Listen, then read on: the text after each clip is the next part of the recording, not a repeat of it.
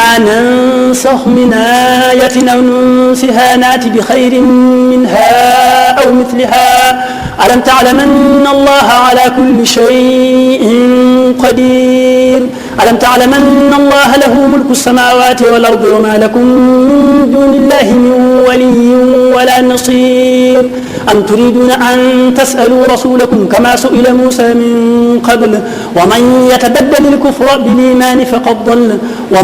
يتبدل الكفر بالإيمان فقد ضل سواء السبيل ود كثير من أهل الكتاب لو يردونكم من بعد إيمانكم كفارا حسدا من عند أنفسهم من بعد ما تبين لهم الحق فاعفوا واصفحوا حتى يأتي الله بأمره إن الله على كل شيء قدير وأقيموا الصلاة وآتوا الزكاة وما تقدموا لأنفسكم من خير تجدوه عند الله إن الله بما تعملون بصير وقالوا لن يدخل الجنة إلا من كان هودا أو نصارى تلك أمانيهم قل هاتوا برهانكم إن كنتم صادقين بلى من أسلم وجهه لله وهو محسن فله أجره عند ربه ولا خوف عليهم ولا هم يحزنون وقالت اليهود ليست النصارى على شيء وقالت النصارى ليست اليهود على شيء وهم يتلون الكتاب كذلك قال الذين لا يعلمون مثل قولهم فالله يحكم بينهم يوم القيامة فيما كانوا فيه يختلفون ومن أظلم ممن منع مساجد الله أن يذكر فيها اسمه وسعى في خرابها أولئك ما كان لهم أن يدخلوها إلا